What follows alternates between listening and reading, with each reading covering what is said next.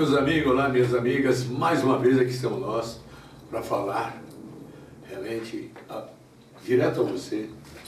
Você que está do lado de lá e está do lado de cá.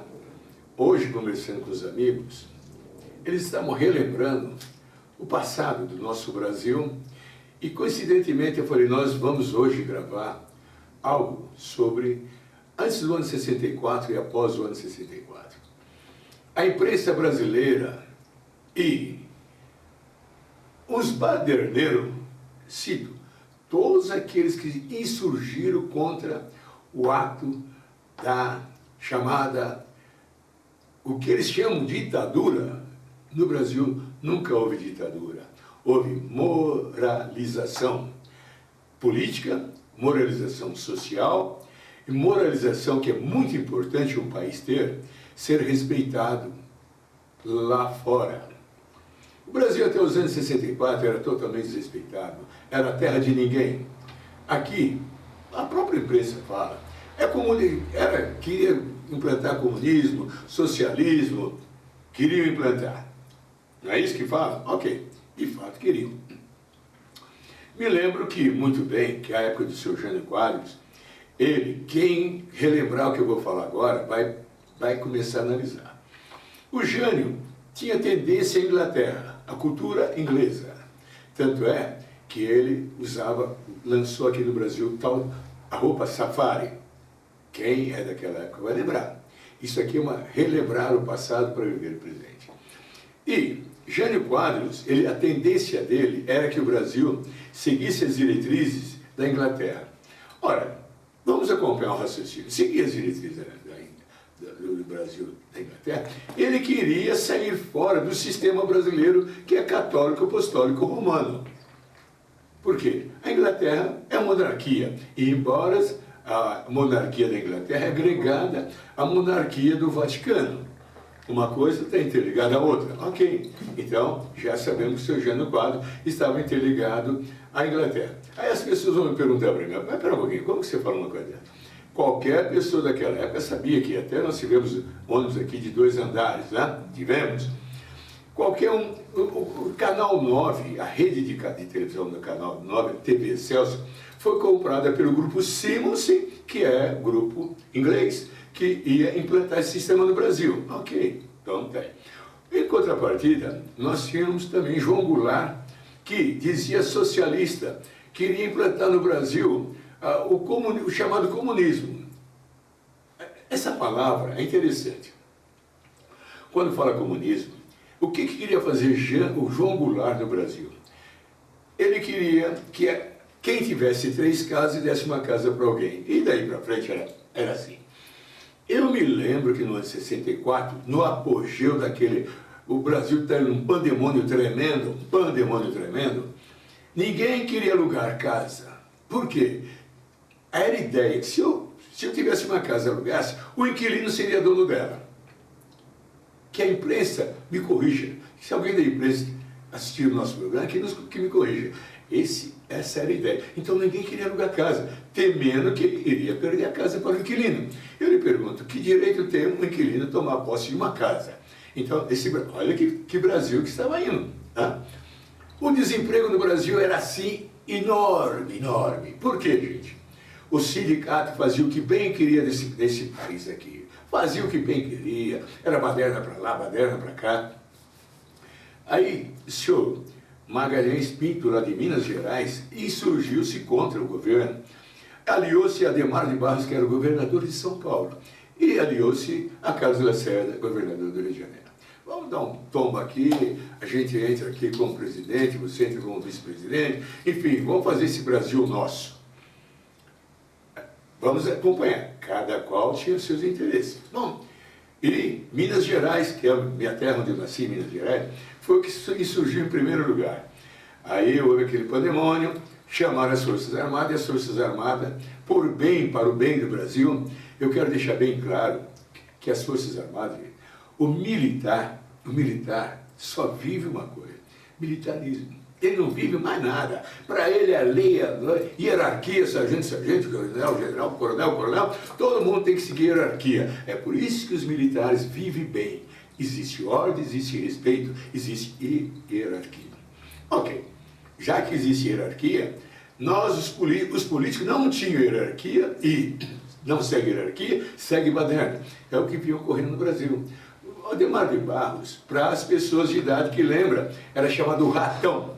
Houve o caso do serviço funerário, que o Adhemar de Barros comprou não sei quantas ratoeiras, milhares de ratoeiras, e foi superfaturado essas ratoeiras, aí ele pegou o apelido de ratão, por isso que ele tinha o apelido de ratão, devido a CMTC, que é uma companhia de transporte de São Paulo, ela era uma roubalheira que vocês não imaginam, era uma roubalheira, falava assim, compramos 10 mil pneus, eles faturavam 100 mil pneus, compramos não sei quantos volantes de ônibus que nem precisava, todo mês era superfaturado. E os diretores da CMTC, todo mundo ia roubando, o governo ia roubando. Ora, quando os militares entraram, que eles viram a proporção, falou, gente, para, isso é... E mais um agravante. O Brasil está numa situação de calamidade, desemprego, a indústria, o comércio, todo mundo desanimado. Para vocês terem ideia, já não tinha mais condições. E o que aconteceu? Os militares, quando viram a situação dos cofres públicos, funcionário público roubando, é igual saúde, executivo, altos executivos do governo, era prefeito, governador, vereador, deputado, todo mundo roubava desse país, gente. Aí ele pergunta, qual era a situação do país? Se você entrar na internet e procure saber qual era a situação do Brasil no ano 64. Nos anos 64. Você vai ter resposta para tudo isso aí. Aí você vai começar a compreender de que quando, em 64, as Forças Armadas entraram no poder, ela falou, não, nós temos que parar com isso, vamos coibir. Aí os políticos, todos se acovardaram, porque quando eu falo em Forças Armadas, o pessoal temia, olha que temia, mas deve temer. Ok, então o que fizeram? Fizeram vamos falar, juntamento administrativo. E começou, os políticos já não podem roubar, foram duros, rígidos, aquilo incomodou toda a classe política, incomodou secretários, incomodou senador, incomodou todo mundo, porque a roubalheira, era grande. E, graças à intervenção das Forças Armadas, o Brasil começou a caminhar. Uma coisa que ninguém toca no assunto, só eu que sempre toquei no assunto. A imprensa brasileira era corrupta de cima a baixo. Os veículos que tinha no Brasil eram defendendo interesse lá do Oriente, do Ocidente, eram e ainda, até hoje ainda tem isso aí. Tá? Então o que acontece? As Forças Armadas colocaram pessoas corretas e certas nos lugares administrativos. E o Brasil começou a melhorar. Mais uma coisa que ninguém toca no assunto que eu acabei de falar agora. Existia a imprensa brasileira e os tais filantrópicos, não vão confundir filantrópico com filantrópico, vão reconhecer os filantrópicos da época, eles davam recibo para as empresas, as grandes empresas e as empresas pequenas. Então você tinha uma empresa, você dizia assim, olha, eu vou pagar imposto, se eu der para filantropia, eles vão me dar recibo duplicado. Se você desse R$1.000, eles te davam um recibo de 10 mil. Se dava 10 mil, eles te davam um recibo de 100 mil. Assim era todas as coisas do Brasil. E os empresários, a mesma coisa. As multinacionais compravam recibos para abater imposto. Tá? E o que fez os administradores da época? Glosaram todos os recibos de 5 anos retroativos. Aí já estava meio... Quanto que era a gastou na publicidade? 50 mil, você vai pagar 50 mil sobre imposto, que é fajuto. Essa nota de publicidade é fajuta. Começou a recolher dinheiro. E o Brasil começou a melhorar. Os cofres públicos começaram a melhorar. E você que está me ouvindo agora, que você viu sempre combater ditadura, opressão. Ok. As Forças Armadas começou a colocar a casa em ordem. Como é que você coloca uma casa bagunçada em ordem? Sendo rígido. E aqueles homens ali, todos eles seguindo ordens, da hierarquia, todo mundo, rigidez. E todas as pessoas erradas começaram a querer se manifestar. Aí começou a força, a briga entre poderes. Lembrando que sempre, até nas Forças Armadas, tem as pessoas que não eram a favor do que ocorreu, porque tinham seus interesses também, vamos deixar bem claro. Mas os homens que estavam no poder eram rígidos e fortes, persistente para combater a corrupção, combater a malversação do dinheiro público, combater a roubalheira, combater a audácia, a petulância daqueles que queriam fazer do Brasil a maior gandaia, que eram os próprios sindicatos também da época, né? Então, esse era o Brasil do ano 64. Você que está me ouvindo, você jovem, seja a idade que for, troca ideia se era ou não era esse Brasil. E troca a ideia. O Brasil começou a melhorar, começou a ter paz, sossego, e as Forças Armadas foram nos levando. Para você ter ideia, você que é mineiro, você que é baiano, você que é nordestino, seja lá que você for no nosso Brasil, você agora vai entender como que as Forças Armadas mexeram com os desonestos. O Brasil começou a construir pontes, o Brasil começou a construir estradas, o Brasil começou a construir metrô, o Brasil começou... Por quê? Os governadores já não podiam roubar, tinha que seguir as regras e as leis. Então, começou a melhorar. A arrecadação começou a melhorar, começou a ter fruto, trabalho. Então, começou a vir para São Paulo, baiano, mineiro, tudo quanto é raça. Por quê? Nós começamos a construção do metrô, começou a construções civis, aí começou a gerar trabalho, coisa que nós estamos com um problema seríssimo naquela época. Então, eu te pergunto, as Forças Armadas ajudaram o Brasil ou não ajudaram? Você me responda. Você que é mineiro, você que é baiano, você que é lá do sul, o Brasil não começou a melhorar? Começou, gente. Porque colocaram administradores no lugar certo e cobrava dos administradores trabalho e serviço. Não tinha roubalheira. Então, o orçamento era cumprido, era rigoroso. Ok, vamos acompanhar. Dizem que as Forças Armadas, ditadura militar, rigidez. Claro, para combater o ladrão, combater as pessoas safadas, as pessoas erradas, tem que ter rigidez. Ou não? Imagina vocês, naquela época, os filhinhos de papai, pega todos esses que saíram fora do Brasil, tudo era filho de papai. Um era filho de secretário, outro do subsecretário, outro do secretário. Então eles estudavam nos bons colégios, porque a roubalheira era grande. Esses secretários faziam o que queria, a roubalheira era grande. Os políticos faziam o que queria, a roubalheira era grande. E o trabalhador, gente, antes de 64, não tinha nada. Não tinha nada. É só, entre na internet, acompanha até 64 que era. É claro que as Forças Armadas incomodaram. O poder, quem tinha o poder, não queria entregar o poder. Como entregar o poder? Como? Que é a nossa vida? O que vai ser? As nossas viagens para a Itália, para a França, para a Alemanha, para lá e para cá, as nossas mordomias, o teatro, como é? Eu vou viver sem ir no teatro? Que coisa, que loucura! Aí enquanto o pobre fica, nem tem o que comer, nem a marmita para levar para trabalhar.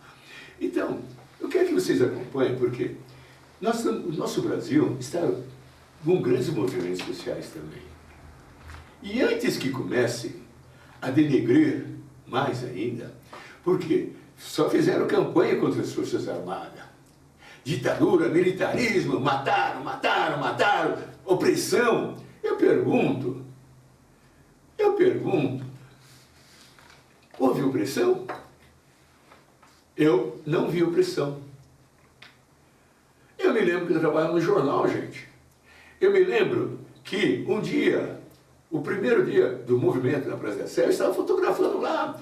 Um tenente me prendeu aqui e falou assim, vem cá, jovem, estou vendo que você parece que é um idealista, vá para casa, porque aqui só tem vigarista.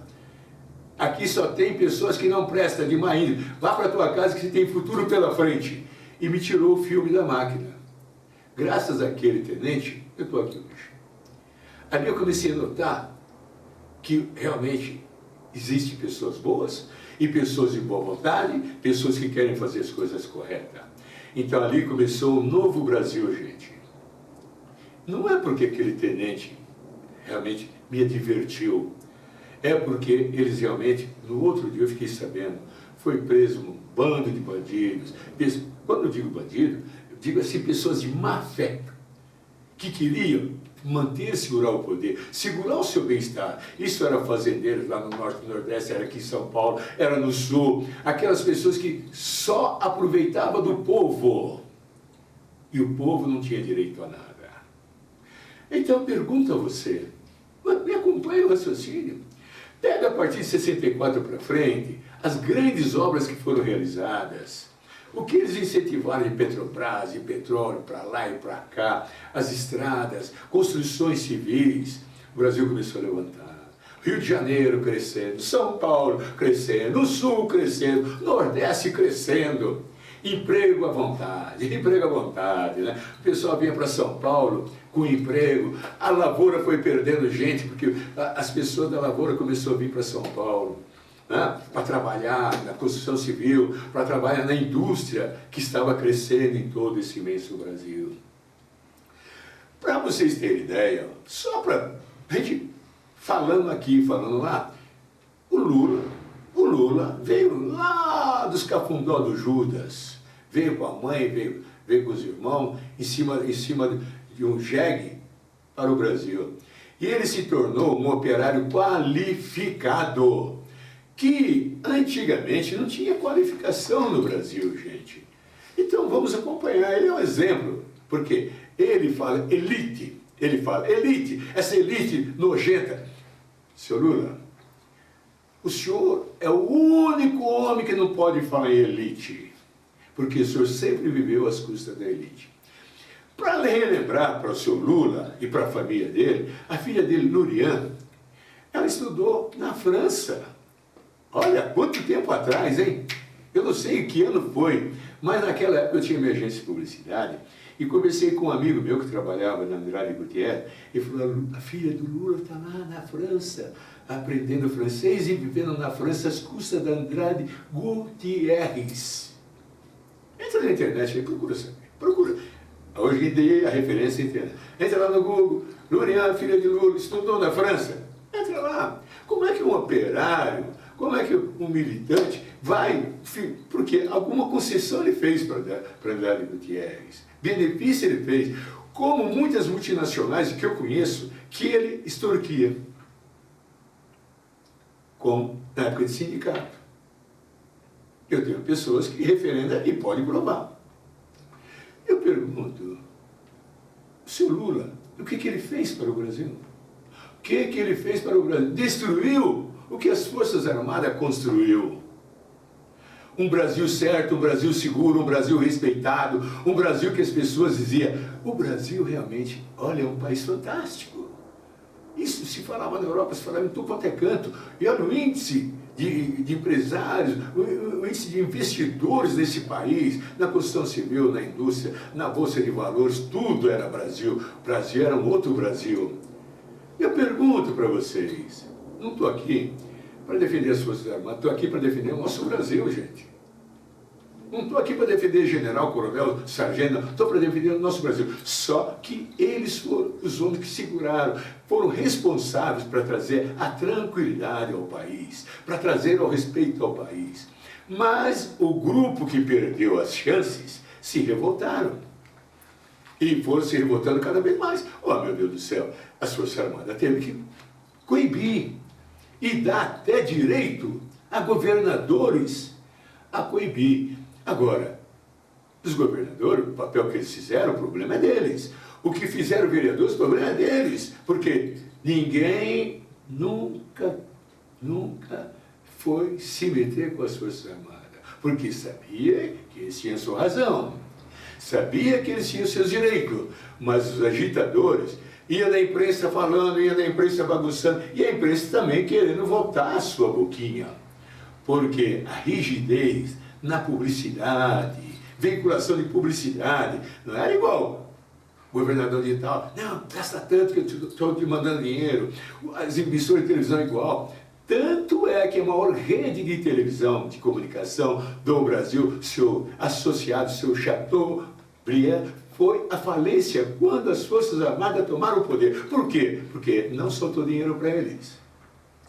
E eu me lembro de uma conversa particular do seu Jânio Quadros, o senhor Denner Médici, diretor do jornal Hora, diretor do jornal Esporte, que Jânio Quadros falou: Médici, você não quer de dar dinheiro ao Jânio Quadros, porque você fez Jânio Quadros, mas você depois queria tirar dinheiro, eu não lhe dei.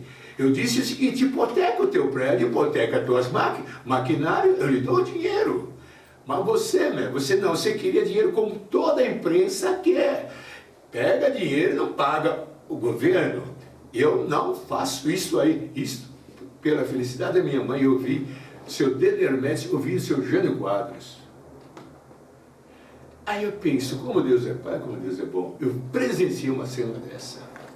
E para vocês terem ideia, o grupo que eu falei agora há pouco, do Jânio Quadros, eles compraram o jornal depois, porque esse interesse em fazer uma rede de jornais de televisão para realmente mudar o sistema político do Brasil. Olha só. E compraram o jornal Esporte agora e lançaram o jornal A Nação e o jornal Esporte. Por que eu estou falando isso para você? Que existe as pessoas, estudante hoje, o jovem, tem pessoas que dizem: mas para que me interessa saber o passado, interessa o presente? Eu digo assim: eu tenho o futuro. Mas o estudante é impetuoso, ele acha que conhece tudo, ele quer o caminho dele, ele não quer o caminho dos outros, a vaidade do estudante, né? Aí ele diz assim: me interessa o que eu estou fazendo? Claro, muito certo, mas se você não tiver um país organizado, não adianta você estudar, porque você vai ser escravizado, você nunca vai ter liberdade. Porque a democracia, quando fala democracia, se chama liberdade. Você entra no emprego que você quer, você vai fazer no emprego que você tem vontade, que você tem condições, como eu sempre fiz na minha vida. É assim que nós temos que proceder. Agora, com relação a conhecimentos gerais, eu quero dizer para você o seguinte: eu só tenho 5º ano primário.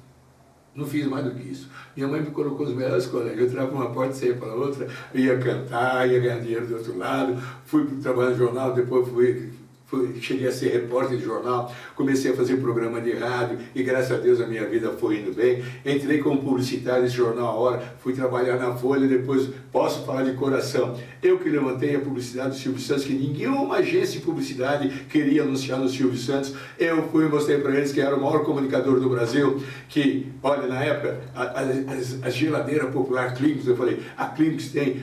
Eu fiz todo aquele trabalho e agradeço ao cunhado do Silvio Santos, Mário Albino, que me deu um voto de confiança na minha vida.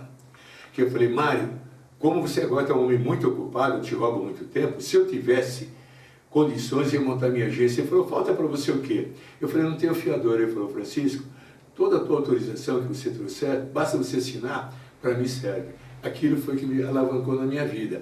Então, hoje eu digo para vocês, graças à publicidade de Silvio Santos, graças ao Mário Albino, cunhado dele, eu cresci. Por quê? Passou 2 anos, a minha agência estava funcionando a todo vapor. Aí eu tive até que me desligar do Silvio Santos, que eu tinha agência que se tornava incompatível. Mas o grande anunciante da época, todos que o Silvio tem, se eles pegaram na fatura, eu ganhei uma grana. Por quê? Eu, em 64, 65, eu comprei minha casa em 65.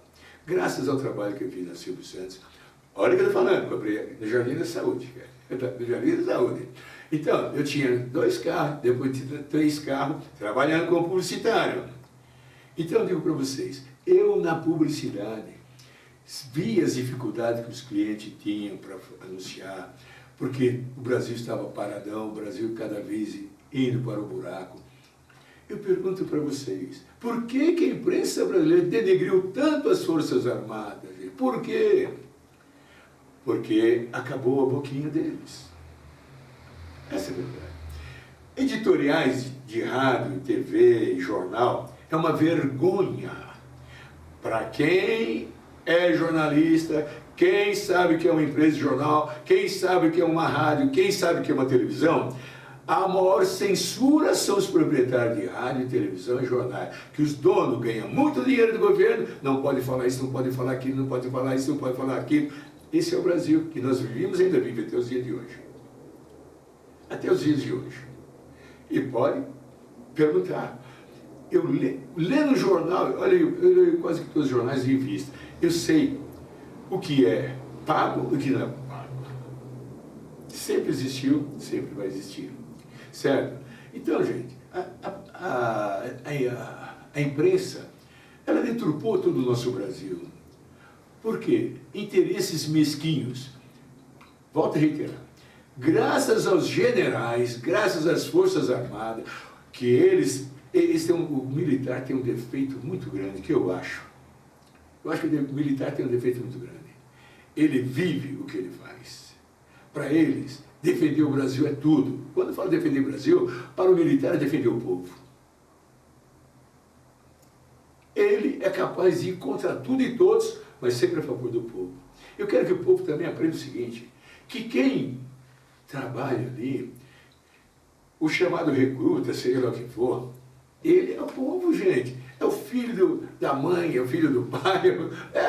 Eu, graças a Deus, só não servi as Forças Armadas, o Exército, porque eu perdi meu pai, tinha 3 anos. Consegui, de um coronel, ele me liberar. Ele falou, rapaz, você, pela tua carteira de trabalho aqui, quanto você ganha, está ganhando, e a profissão, eu não posso prender você no Exército. E eu ainda falei para ele, ó, coronel, se eu servir as Forças Armadas, eu vou ser um militar. Porque eu não vou perder meu tempo. Aqui eu vou seguir carreira. Ele falou, Francisco, você acabou de falar para mim que é você. Aliás, primeiro tinha falado com o filho dele, que eu vi uma história, mandou falar com o pai dele. O filho dele não me lembro, era sargento.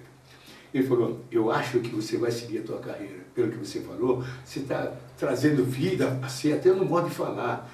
Graças àquele coronel, eu fui liberado também do Exército. Então, eu pergunto para vocês, por que que denegriram tanto as Forças Armadas? Por quê? Por quê? Por quê? Agora vocês pegam o meio artístico, cinema, televisão, musical. Gente, todo mundo sempre explorou os cofres públicos. Outro dia eu vi um cidadão da Globo, numa entrevista, falando das Forças Armadas, mas se levantar a vida dele, eu garanto para vocês, é podre. É podre. É podre. Podridão. Esses cantorzinhos que estão aí, olha, um show de 500 mil, eles davam para o prefeito 300 mil e 200 mil para ele. Esse é o Brasil que a gente vive. Eles vão ficar tudo revoltados, não é verdade? Você pegar todos esses cantores que vão lá para fora, é o cúmulo, gente. Ele ganha 100 mil, dá 200, dá mais 100 para o cara que mandou ele para lá, mas 100 para não sei o que quer. É esse o Brasil. Aí eles defendem. Ninguém quer que venha realmente um governo honesto e digno nesse país. Ninguém quer. Quem é que vai querer um militar que vai ser rígido? Ninguém quer. Então, está aí para vocês terem ideia. Agora, o que vem ocorrendo hoje no Brasil? Olha aqui. Aqui no estado de São Paulo de hoje. Ministros sinalizam vitória de Temer no julgamento do TSE. Gente, vocês ouviram as gravações, conversa dele? Vocês ouviram? Aí eu pergunto, que país é esse? Aí vem a história, ele viajou no avião? Não, eu não viajei. Aí vem e comprova que o homem viajou no avião. Eu falo, meu Deus do céu, e nós somos obrigados a aceitar. Então, hoje em dia, nós temos que ver duas coisas. Tem que acabar com todos esses safados que estão aí. Não há um político honesto, porque o honesto já teria saído de lá. Aí ele vai dizer, eu fiquei porque eu queria proibir. Nós vimos a grande campanha aí, Dilma e Aécio Neves. Todo o Brasil falou assim, metade do Brasil votou no Aécio. Mas metade não, um pouquinho, a Dilma pegou acho que 2% a mais que ele. E todo, não, vai ter mudança. Vocês viram o palavreado do senhor Aécio Neves? Você ouviu? Você ouviu? Pior que o Lula, mais chulo que o Lula. Olha que o Lula falou cada besteira aí que chegou a presidente da República do Brasil, um homem desse chegou na presidência. E o Aécio Neves, o que ele falou, gente, é uma vergonha. Eu não vou falar mais outras coisas dele, porque cada um sabe o que faz, e não estamos aqui para entrar na vida particular descalabrosa das pessoas.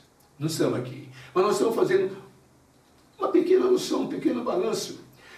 Onde se viu? Quem é que pensava? Nem eu pensava que o Aécio Neves era tão baixo. Eu nunca pensei, mas agora eu defino. Baixo, baixo, baixo.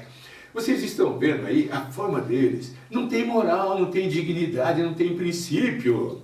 Porque um homem, quando tem princípio, gente, ele jamais aceita. Se você for acusado e alguém te provar, na minha época, até os dias de hoje, meu perfil, a verdade para mim é tudo, a mentira para mim é mentira, gente. Eles não. Aí vai, eu pergunto, somos governados por esse bando de gente. Aí pergunto, você acha que quando as Forças Armadas viu que eles recebiam a ordem desse bando, que o general era obrigado a fazer continência, era obrigado a seguir ordens, ele falou, eu estou recebendo ordem de safado, de malandro, de pilantra, de safado, de sem vergonha, de ordinário. Eu, se fosse na época das Forças Armadas, você pode crer, mandar prender todo mundo. Ia responder. Pode vir todo, o planeta todo contra mim. Eu digo, não, é safado, é safado. Então nós temos que saber que, hoje em dia, tudo que vem ocorrendo é uma manifestação da própria natureza, que nós, por ignorância, falamos Deus, mas a natureza é o Deus supremo de tudo. Ela está mostrando para todo mundo o que é religião, o que é político, o que é o lado social, o que é o lado moral. Se falar em lado moral, hoje em dia, se você ligar uma televisão, é uma vergonha. Acho que foi semana passada, que não me engano, né? Eu vi uma cena na Rede Globo que disse, se eu fosse no bordel, eu não ia ver. Se eu fosse no bordel, eu não ia ver. Porque no bordel, você entra, tem recepção, aí você sai, vai para o teu quarto, você faz o que quer. A TV não, a TV, você está na tua casa, entra com aquele, pior que bordel. E você, se tiver um neto, uma criança ali perto, eu te pergunto, graças a Deus na minha casa não tem. Né? Então, a gente tem que saber que isso aí é vergonhoso. A gente tem que saber, quando fala numa peça teatral, a gente pega essas músicas indecentes aí, que estão fazendo, esse chamado batidão de rua, certo? Que não leva os jovens a nada, não leva a nada.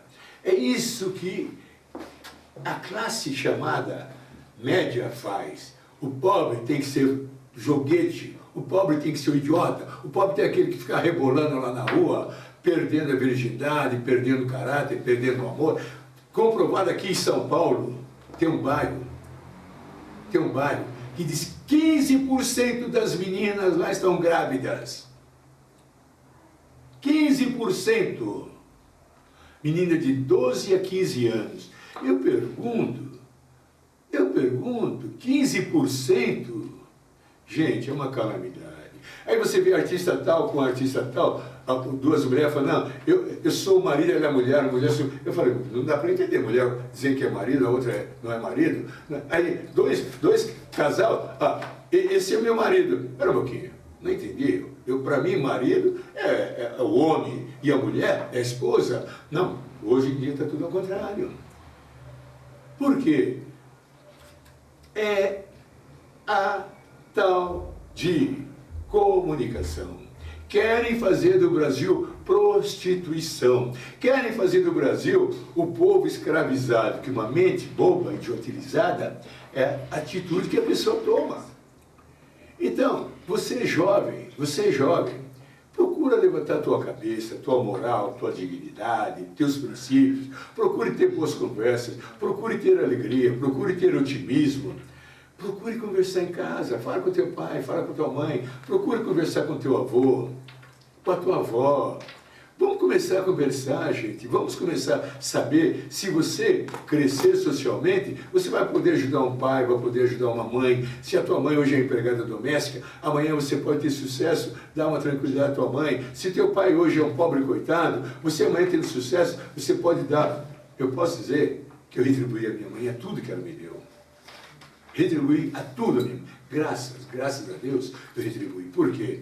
Sempre agradeci a educação que ela me deu, o sacrifício que ela fez, aquelas energia, olha, tem hora para entrar, tem hora para sair, tem hora para passear. A minha mãe era quase que um exército.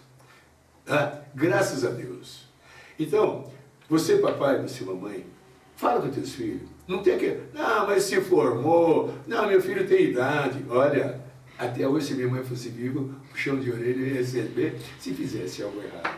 E eu ia agradecer, porque eu jamais iria contra o que minha mãe falava, contra o que meu avô falava. E tive um tio fantástico na minha vida que me ensinou a ser homem, ter dignidade, ter princípios de homem e saber viver e ser homem. Posso falar a vocês, com 30 anos de idade, fiquei viúvo num acidente, fui o primeiro brasileiro a ter o carro SP2 da Volks. Perdi a minha esposa e uma caçula, fiquei com 3 filhas, eduquei minhas 3 filhas, hoje a mais velha tem 52 anos, e eu sou um homem feliz. Por quê? Momento algum coloquei minha responsabilidade sobre alguém. E minhas filhas, eu sempre fui um homem enérgico. E elas dizem, papai, você é um verdadeiro dinossauro que a gente ama e adora. Eu quero que você ouça isso também, dos teus filhos. Eu quero que você, filho, também faça isso pelos teus pais, siga o caminho dos teus pais.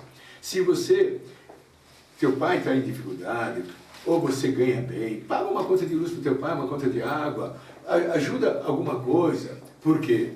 Dê tranquilidade a eles, porque um pai e uma mãe nunca pedem ao filho.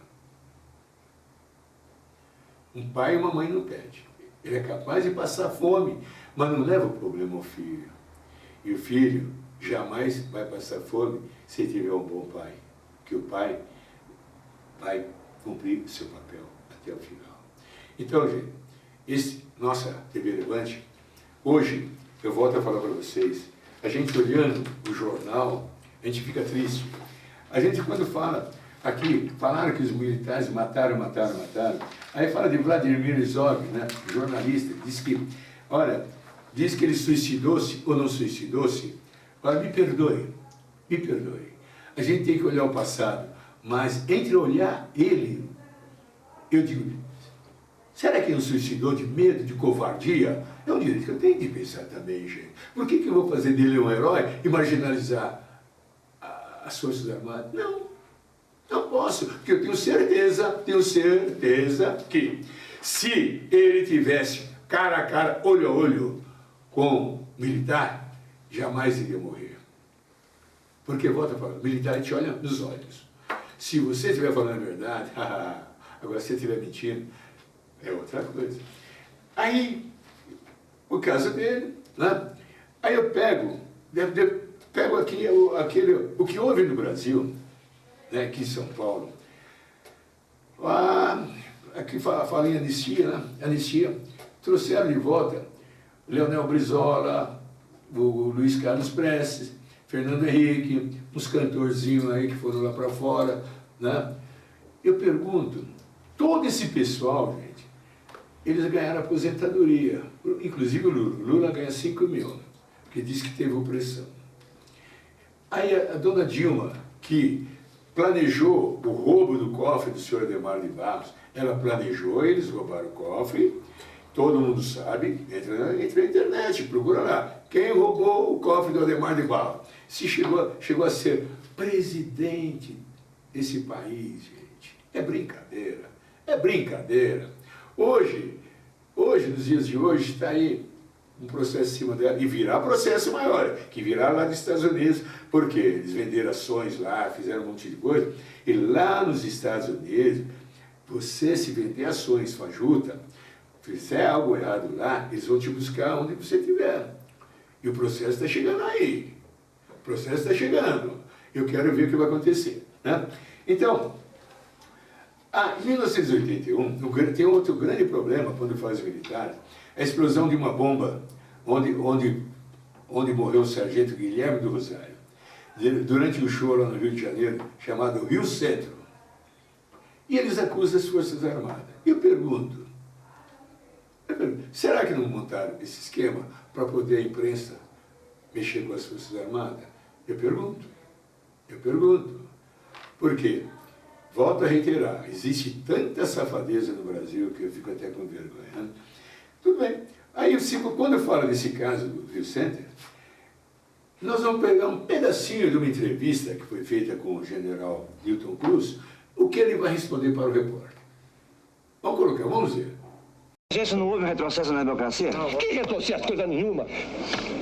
Que retrocesso? É constitucional? O que é democracia? Democracia é a aplicação da lei. É a aplicação da lei, a lei foi aplicada. Então não houve retrocesso. Que modifique a lei, então? Que retrocesso, coisa nenhuma. Isso aí é reproduzido em centenas de jornais, atinge milhões de brasileiros, uma única fonte dizendo falsidades. Atinge milhões de brasileiros e mais ainda, cada jornal reproduz como se fosse uma notícia sua. Vale dizer, sai de uma maneira no jornal, sai de outra maneira no outro jornal, e isso aí fica espalhado no Brasil todo. Fonte uma única e falsidade. Por que não foi aplicada a lei de imprensa? Boa pergunta para fazer para o presidente da República. O senhor está pedindo que esqueça a emergência. Não, eu estou pedindo não, esqueça a minha. Emergência não estou ligando para isso. Esqueça se quiser. O Distrito Federal jamais vai esquecer o estado de emergência. É o que você diz. Talvez não esqueça porque viveu tão bem em 60 dias que não vai esquecer mais. O que você sofreu? Você? Não, eu não sofri. Não sofreu nada que não sofreu nada que está falando para mim desse jeito ainda é medida de emergência. Ora, bola. Aí você viu a resposta do general Newton Cruz, você viu a forma dele falar. Ali era um homem rígido, porque, volto a falar, rigidez era necessária. Com relação às pessoas que realmente aproveitaram da situação de 64, era uma roubalheira também que não tinha nada a ver com as Forças Armadas, aproveitadores aproveitando, e a imprensa aproveitando, denegrindo as Forças Armadas. Então eu te pergunto, que país é esse? Conquista da democracia.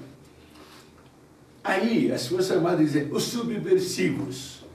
Gente, eles faziam pente fino, principalmente nas sextas-feiras, e em busca realmente dos chamados subversivos. Teve um delegado, Fleury, que morreu lá em Ubatuba, dentro do iate dele. Dizem que ele caiu, outros dizem que mataram ele, porque para esconder provas de absurdos que ele praticou. E realmente ele praticava absurdos. Então não era as Forças Armadas. Né? E daí para frente, muita coisa aconteceu. Então, nós falamos isso aqui, nós vamos colocar para vocês terem ideia da evolução do Brasil, né? Mostrando construções, mostrando indústrias, né? Vou mostrar o Complexo Carandiru, que em 1992, né? Em 1992, olha só, houve um massacre no Carandiru. Houve um massacre no Carandiru, na época, governado pelo senhor Fleury. Dizem que morreu, o governo, na época, informou, morreu 111 detentos no Complexo Carandiru. Tá? O meu amigo Gil Gomes, na época, ele dizia, olha, Chico, tinha mais de 300 pessoas mortas, porque ele foi a primeira pessoa que viu, quando ele ia chegando lá como fala, no serviço de, eu vou me lembrar aqui a pouco, ele viu mais de 300 pessoas mortas, empilhadas uma em cima da outra. Ele quase que caiu morto, de coração. Vamos colocar o Gil Gomes falando sobre esse caso do massacre do Carandiru? Vamos lá. O local onde aconteceu o massacre do Carandiru. Se você quer conhecer o inferno, era aqui, exatamente aqui, onde agora é o Parque da Juventude. Gil Gomes se emociona ao tocar nas paredes que restaram do presídio. Em nome da justiça, que a verdade, eu até volto embora. 2 de outubro de 1992. 341 policiais da Tropa de Choque de São Paulo receberam ordens para invadir o pavilhão 9 da casa de detenção. Os soldados deveriam conter uma rebelião dos presos. Na ação, 111 presos foram mortos. Gil Gomes explica agora por que acredita que os mortos foram bem mais do que isso. A minha entrada no IML foi no grito. Eu fui entrando, o tenente falou, não pode entrar. Eu falei, Falei, mais alguma coisa. Vai! E entrei. Foi um choque, Geraldo. Eu abri a porta lateral e vi uma pilha, mais uma pilha. Uma enorme fila de 4 ou 5 amontoados de corpos, um em cima do outro. Mas era uma imensidão. Eu já fiz a conta 1000 vezes mentalmente.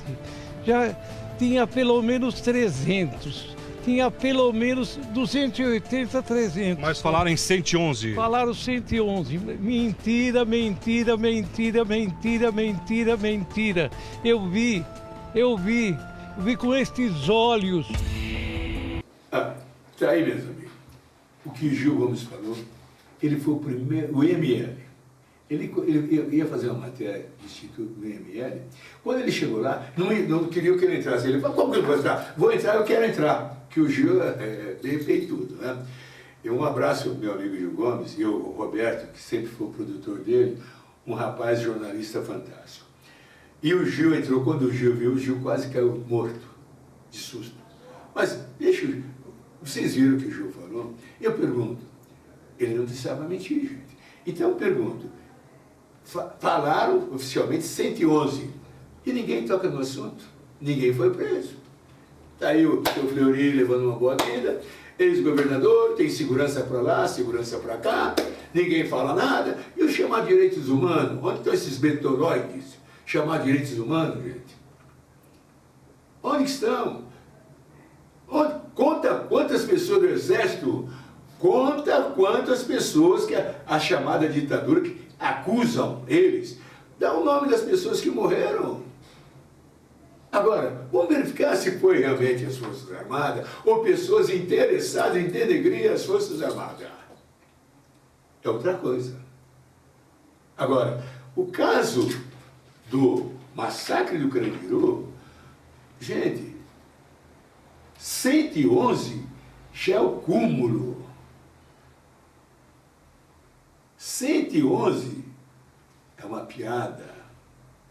111 é um desrespeito com o povo paulistano. Mas levantaram uma bandeira contra o Brasil, contra as Forças Armadas, para cobertar um bando de vândalos, que está aí. Vocês estão vendo televisão todo dia. Roubou, não roubei, eu não vi, eu não sei. Roubou, não roubei, eu não vi, eu não sei. E espero, nós vamos ver o Supremo trabalhando. Eu gostaria que você assistisse esse caso aqui do Temer, que está aí. Ministro sinaliza a vitória de Temer no julgamento do Tribunal do TSE. Nós vimos aqui o seu Herman Benjamin, relator, um homem, me parece com uma grande dignidade, uma grande responsabilidade, e falando ali no tribunal para a gente, é uma hora que o Brasil pode se libertar de tudo quanto é safadeza. Mas tenho pena de uns do Supremo que eu vi ali, gente, garoto de recado é quando a gente é criança. Porque um homem que entra dentro de casa, sem moral, sem dignidade, sem respeito, pode educar um filho? Como é que pode uma pessoa, por causa de um emprego, ser desonesto, corrupto, safado e pilantra? Eu quero dizer assim a vocês, se eu fosse um homem errado, pilantra, safado e malandro, e aceitasse dinheiro errado, eu seria a 10ª fortuna de São Paulo. A 10ª fortuna, eu estaria entre os 10 mais. Estaria entre os 10 mais. Mas eu sou um homem que eu durmo tranquilo, acordo feliz. Quem me conhece, quem vai nas minhas caminhadas, sabe que a felicidade mora aqui. Sabe que a minha moral, a minha dignidade, ela é imbatível. Eu não falo isso por falar. Eu seria incapaz de ser feliz se eu fosse joguete na mão de alguém. Nunca fui, nunca serei. Eu posso falar assim, que eu teria sido um dos maiores ídolos do Brasil se eu fosse corrupto, safado, pilantra. Não. Falei, casei com uma mulher que eu amo, que adoro, jamais vou trocar minha mulher por um homem. E fiquei com a minha mulher. Uma hora escolha que eu fiz na minha vida. Quando me ofereceram, hoje, eu digo até assim, quando me ofereceram o mundo nas minhas mãos, eu falei, eu tenho um mundo.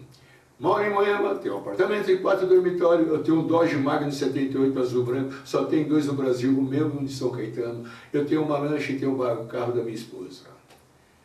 Eu digo, tudo que Deus deu para mim é fantástico, então não vou trocar, não quero fortuna, me oferecer assim. Se escolha a mansão que você quiser, onde você quiser, custe o que custar, você vai ter em suas mãos. Vamos colocar uma Mercedes-Benz para você, uma Mercedes-Benz para tua esposa, você vai ser o Francisco Alves. A maior agência de publicidade de São Paulo, a maior agência de publicidade do Brasil. Você vai crescer. Eu falei, só quero de vocês uma coisa. Pela porta que entraram, vocês saíram. Por quê?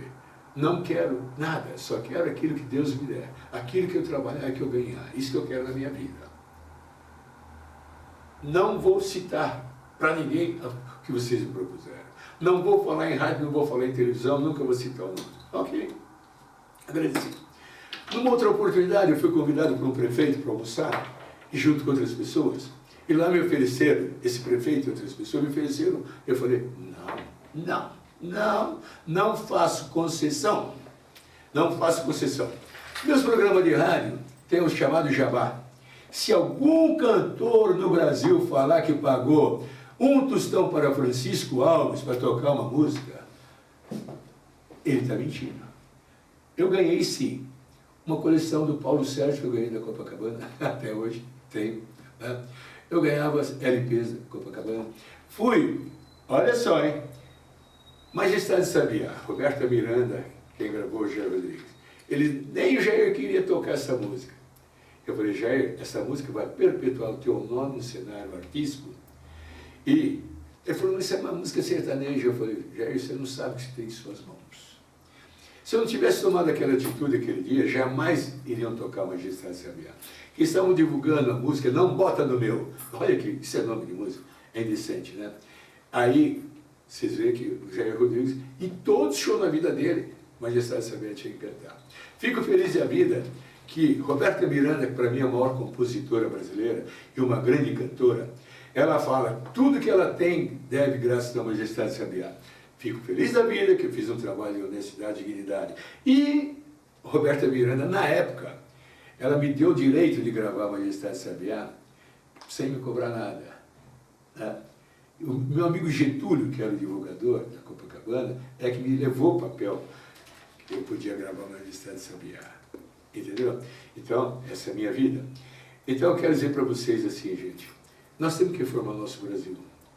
Eu vi domingo passado, é até bom, né? Domingo passado, nós temos que pegar Sandro Beck cantando no Faustão. Quando o Sandro Beck levou essa música, eu estava na Rádio São Paulo, era o primeiro lugar em São Paulo. Eu falei, isso aqui é uma porcaria, não toco isso aqui é imundice. Ah, olha só, eu tomei a iniciativa de falar isso para Sandro Beck e para a música Julieta Tatá. Eu falei, isso aqui é uma porcaria, Tatá. Graças ao Hélio Ribeiro, que foi um grande diretor artístico, ele era diretor artístico da Bandeirante, a Copacabana foi falar com ele que eu não ia tocar.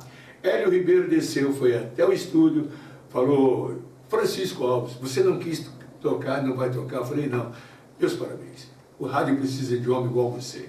Então, Hélio Ribeiro, que Deus te dê tudo aquilo que você falou para mim. Você falou, você é um homem, você é um radialista, você não é essa podridão que tem no rádio. Então, meus amigos, se torna até ruim para mim, porque no rádio, se você perguntar para o pessoal do rádio, se você conhece Francisco Alves, ninguém conhece. Sabe por quê? Sabe por quê? Porque sabe que o Francisco Alves é honesto. Francisco Alves não se corrompe, jamais vai corromper alguém e vai ser feliz da vida. E chego com meus 75 anos de idade, feliz da vida. Aí que é legal. E mais uma coisa, a grande maioria que aceitou a imposição, né, está aí numa pior E eu estou feliz da vida, agradecendo a Deus a minha felicidade, agradecendo a Deus a tudo aquilo que me deu, e agradecendo a Deus a oportunidade que hoje nós temos de ter a TV Levante, e na TV Levante levantar essa bandeira. Ok? Meu muito obrigado a todos vocês. Eu quero que você acompanhe, entre na internet, tudo que eu falei aqui, que você marca no papelzinho, entra na internet, marca no papelzinho, entra na internet. Vamos fazer um Brasil de verdade, honestidade e dignidade. Não fuja da raia. Não fuja. Por quê? Falar em política, falar em religião, você tem que analisar, avaliar todos eles. Né? Nós vamos só colocar um trechinho lá do Faustão, lá, do que ele falou de Stanley Beck, que eu digo, Faustão, é uma porcaria essa música, e o Brasil tem que mudar, Faustão. Tem que mudar em tudo, moral, dignidade e princípio de vida. Essas porcarias não podem se tocar, Faustão. Isso denigra o ser humano. Me perdoe, me perdoe, me perdoe. Só para completar agora, nós estamos vendo as grandes enchentes, calamidades que está vendo em todo o Brasil. Eu, há 20 anos atrás, já dizia, nós vamos ter calamidades, calamidades, calamidades, calamidades, calamidades.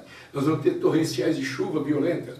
E falei, o Sul é o lugar pior que vai acontecer de catástrofe. Sabem por quê, meus amigos? Aí me torna antipático e nojento. É o tipo de vida que tem o pessoal de lá. É incompatível com a natureza. E tudo aquilo que é incompatível com a natureza traz dano para si próprio e para quem está perto. Nós tivemos várias coisas. Nós estamos vendo agora, falem em trombas d'água violenta. Vocês esquecem que lá em cima tem mais água que todo o nosso oceano aqui na Terra? Vocês esquecem? Vocês esquecem que houve o dilúvio de Noé, que fala que morreu toda a bicharada e só ficou uma minoria? Vocês esquecem? Nós estamos vivendo as mesmas épocas. Nós estamos vivendo as mesmas épocas. Se nós não mudarmos o nosso lado social e moral, a coisa vai ficar mal. Portanto, se você quiser participar da nossa TV Levante, vamos entrar na TV Levante, participe dela, dá sua opinião, vamos fazer uma conciliação. Por quê? Nós temos que nos conciliar, não adianta falar e amanhã a gente ser inimigo, não. Feliz daquele que tem um amigo que adverte. Eu estou aqui para ser amigo, não estou aqui para ser imposição. Nós temos que fazer conciliação. Olha que até onde eu vou. Todos que vocês estão vendo falar aí, eu digo assim, por que a gente não aproveita todos esses empreiteiros aí e dá uma pena para eles para poder fazer casa própria por preço popular para o povo? Por que nós não fazemos concessões para que eles possam fazer viadutos, fazer tudo com preço correto, digno? Dá condições para eles novamente, não é condenar. Tanto é que Deus fala assim, perdoe, não só 7 vezes, não só 70 vezes, não só 7.000 vezes, não só 70 mil vezes, quantas vezes for necessário. Mas aquele que recebeu perdão, que põe na tua cabeça que nós temos que lutar um pelo outro. Porque se não houver união na sociedade, o nome sociedade já diz, sociedade. Se não houver união na sociedade, vai por água abaixo tudo. Por quê, meus amigos? Nós dependemos um do outro. Infeliz daquele que acha que é superior ao outro. Nós dependemos um do outro. E quando os religiosos falam, morreu, foi para o céu, eles que procurem saber que eles que podem ter o grande problema na vida. Esse céu só será aberto para nós quando nós chegarmos a nos amar, nos respeitar, nos dignificar. Aí nós teremos direito a voltar para o nosso devido lugar, que é o chamado Éden. Enquanto não aprendermos, aí vem aquela reencarnação na religião, não. Reencarnação é uma necessidade para a gente aprender, evoluir, se amar, se respeitar. A reencarnação é para isso. Ela não é religião, não, gente. Em nosso mundo aqui, em nosso mundo, na nossa frente, existem chamados mundos dimensionais, que quem tem intuição, percepção, enxerga e vê. Aí, já viu aquela, o cara ficou louco, ele está vendo imagens. Aí você vê no deserto, você viu, você vai no deserto, você vê imagens, miragem. Gente, você está vendo o mundo dimensional, a gente tem que ser esperto. Eu te pergunto, como que você vai ver no deserto, você vê aquela praia bonita, você fala, meu Deus do céu, desapareceu a praia. Quando você vê, volta aquela zona, aquela água, veja bem, você é intuição, percepção, você enxerga aquilo que é programado para você enxergar. Ele tem que ficar um pouco esperto, gente. Nós vamos mostrar as cenas aí para vocês, de mundos dimensionais, para vocês ficarem espertos. Você já viu aquela, ai, fulana morreu. Olha, quando eu cheguei perto do quarto, parecia que eu via a imagem da pessoa. É vulto, gente. É um mundo chamado mundo sombra. Pensa você que já foi para o céu, você acha que a pessoa que morre bombardeada, morre de câncer, isso, aquilo, vai para o céu canceroso? Olha para mim, vai doente para lá, gente. O cara comete um crime, o cara vai na guerra, morreu, para onde ele foi? Responda. Então, vamos fechar com chave de ouro tudo isso que nós falamos. Meu muito obrigado, e na semana que vem nós estaremos a semana maior. Papai, vamos encerrar com o mundo musical, né? Olha, não vou falar, vai ser surpresa o que você assistir, é o que você vai ver. É o chamado mundo dimensional. Tchau, tchau, tchau, tchau.